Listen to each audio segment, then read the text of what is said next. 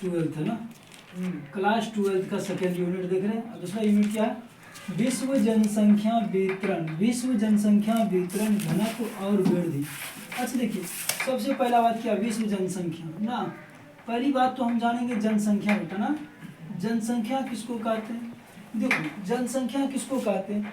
किसी स्थान विशेष में, किसी स्थान विशेष में रह रहे लोगों की, रह रहे लोगों की संख्या को क्या कहा जाता है? जनसंख्या। अर्थात एक इकाई क्षेत्र में निवास करने वाली आबादी को क्या कहते हैं? जनसंख्या। जैसे देखिए भारत है बेटा, भारत है, भारत में भी एक निश्चित आबादी है, 1,14,00,00,000 ना, 1,14,00,00,000। आज देखिए विश्व के जनसंख्या के दृष्टिकोण से भारत विश्व का अग्रणी देश होगा। 2011 के रिपोर्ट के अनुसार क्या था? विश्व का दूसरा देश और पहला था चीन। ठीक है, तो हमने जाना क्या? जनसंख्या। किसी इकाई क्षेत्र में निवास कर रही आबादी को क्या कहते हैं? जनसंख्या। क्या कहते हैं बच्चा? जनसंख्या। अब देखिए जनसंख्या वितरण ना, देखिए जनसंख्या को प्रभावित, अभी सभी जगह जनसंख्या एक समान नहीं। ये अर्थ बेटा, ये अर्थ है, इस अर्थ पर आप जानते हैं भूमध्य रेखा है, भूमध्य रेखा 0 डिग्री पर है, 0 डिग्री पर, 0 डिग्री उत्तरी गोलार्ध और 0 डिग्री दक्षिणी गोलार्ध में कोई आबादी नहीं रहती है। क्यों नहीं रहती है? क्योंकि यहाँ पर वर्ष भर सूर्य की रोशनी बराबर पड़ती है, वर्ष भर 12 घंटा का दिन, 12 घंटा का रात, और वर्ष भर गर्मी पड़ने के कारण यहाँ रह पाना मुश्किल हो जाता है। यहाँ वर्षा भी ना के बराबर होती है। ठीक है, यहाँ संवहनीय पवनें चलती, जिसके कारण से आबादी नहीं रह पाती।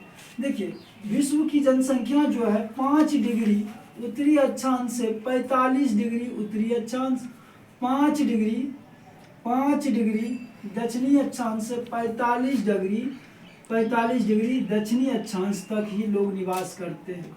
ठीक है, इसके ऊपर मरुस्थल पड़ जाता है, शीत मरुस्थल पड़ जाता है, इसके ऊपर शीत मरुस्थल पड़ जाता है, जिसके कारण से लोग नहीं रह पाते।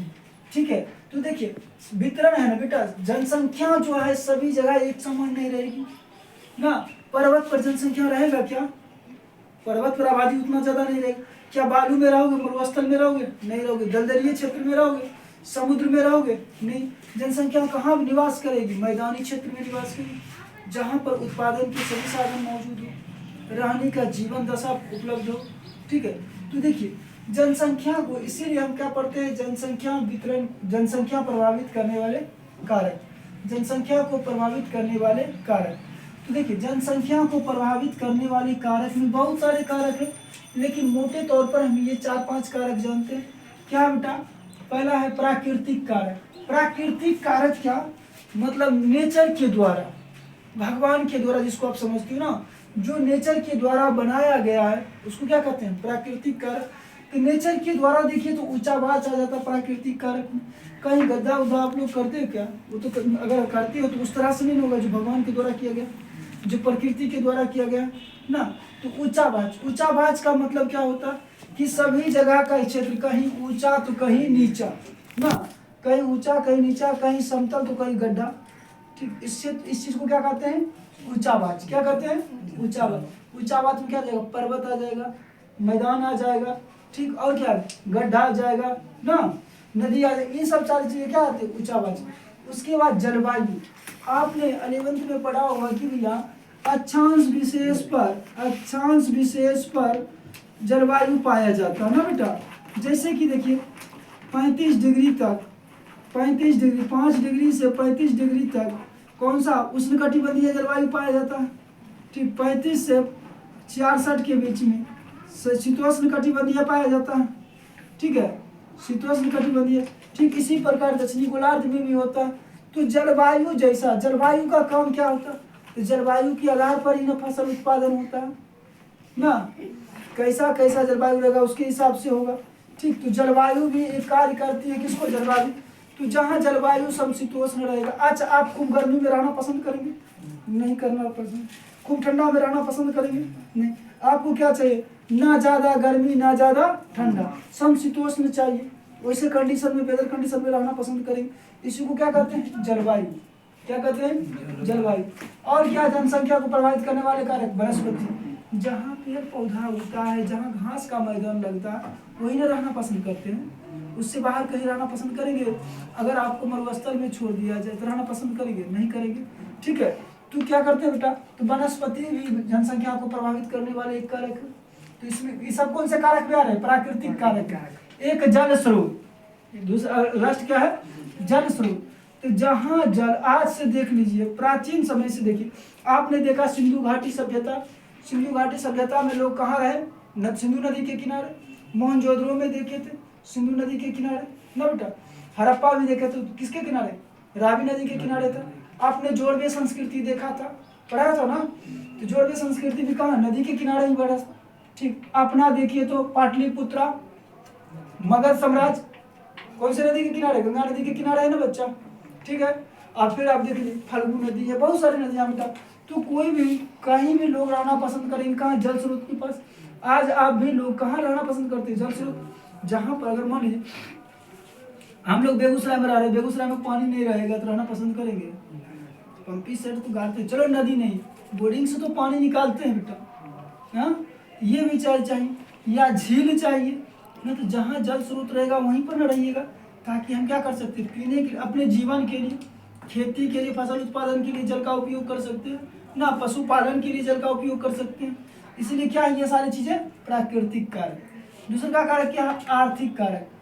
देखिए, जहाँ पर लोग कमाई होगा वहीं न रहना चाहेगा ना।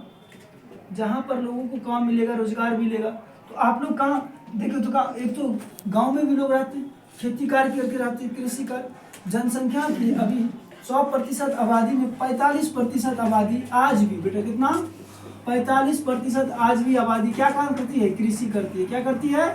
कृषि करती है।